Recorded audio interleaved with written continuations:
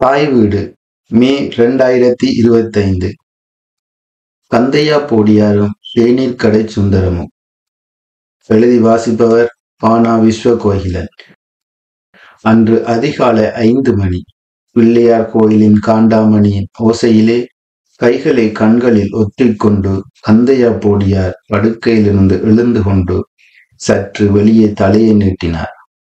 சில்லென்ற பனிக்காற்று அவரின் உடலை வருடிச் சென்றது. அத்துடன் தன் காலை கடமைகளை நிறைவேற்றத் தொடங்கிவிட்டார்.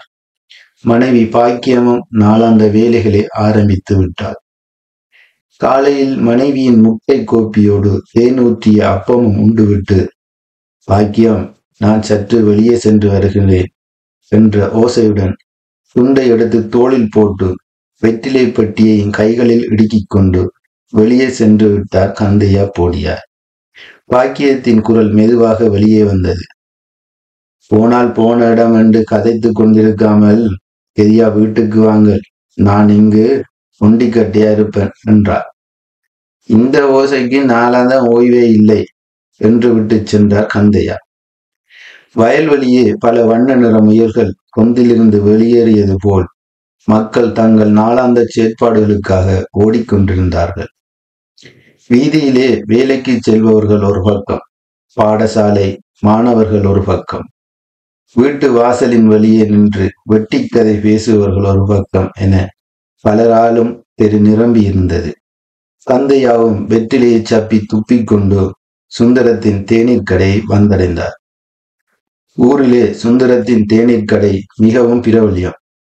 சுட்டு போட்ட போண்டாவும் பயற்றம்போலையும் தென்னை ஈட்கில் தொங்குகின்ற பனங்காய் பலகாரமும் மிகச் சிறப்பு.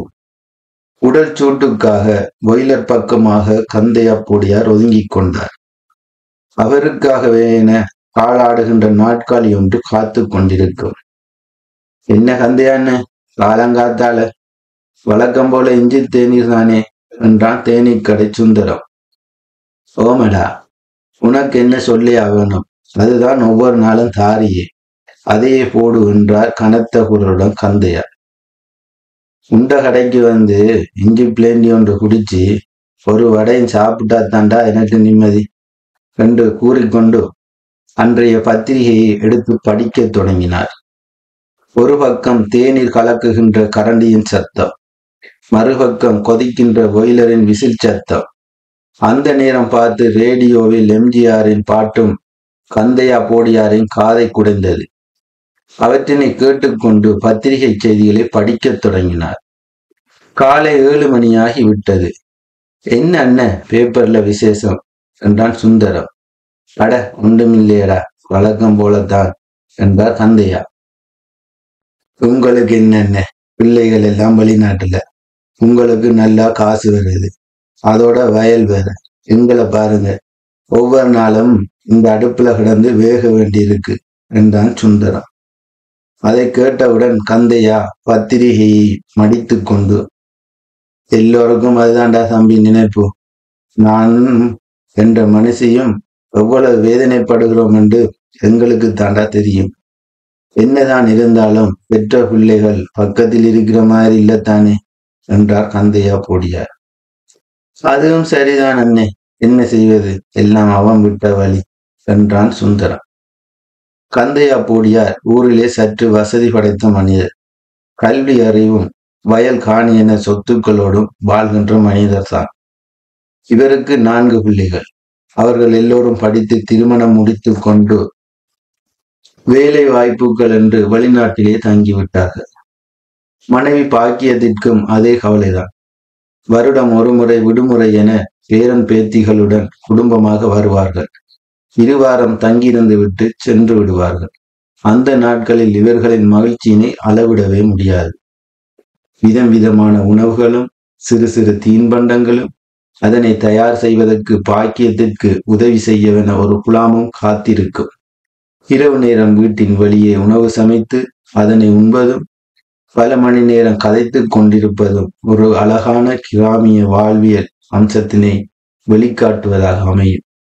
அது மட்டுமா, நலம் விசாரிப்பதற்காக உறவினரும் ஊராரும் வருவதும் செல்வதும், வெளியிடங்கள் சுற்றி பார்ப்பதற்காக செல்வதும் என அந்த விடுமுறை காலம் கந்தையாவிற்கும் பாக்கியத்திற்கும் பெரும் மகிழ்ச்சியாகவும் ஆரவாரமாகவுமே இருக்கும். இவ்வாறான நிலையானது பிள்ளைகள் தம்முடன் தமக்கு அருகில் இருக்கும் போது ஏற்படுகின்ற மகிழ்ச்சி.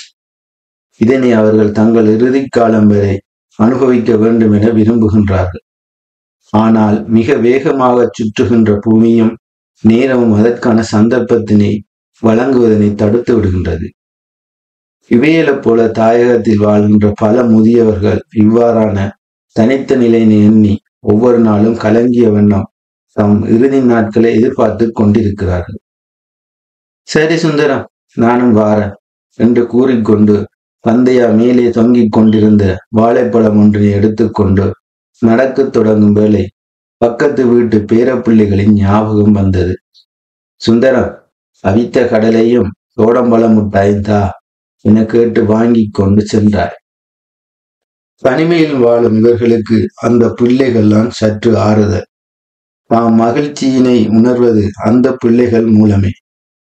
அவர்களின் பெற்றோர்கள் மாலை நேரம் தம் வீட்டிற்கு வந்து கதைத்துக் கொண்டிருப்பது, மனைவி பாக்கியத்துக்கு துணையாக சின்ன சின்ன உதவிகளை செய்து கொடுப்பது, தனக்கும் தோட்டத்தில் வேலைகளை பார்ப்பது எல்லாம் அக்குடும்பம்தான். இவ்வாறான செயற்பாடுகள் அவர்களுக்கு பெரும் மன ஆறுதலை கொடுக்கின்றது. தந்தையா போடியார் வெளியேறும் வேளை நண்பர்களாகிவிட்டது. வாங்கிய மிட்டாயை கொடுப்பதற்காக பிள்ளைகளை கூப்பிட்டார். அதுகள் பள்ளிக்கு போயிட்டுகள், வந்ததும் வர சொல்றேன் என்றாள் தாய் சாந்தி.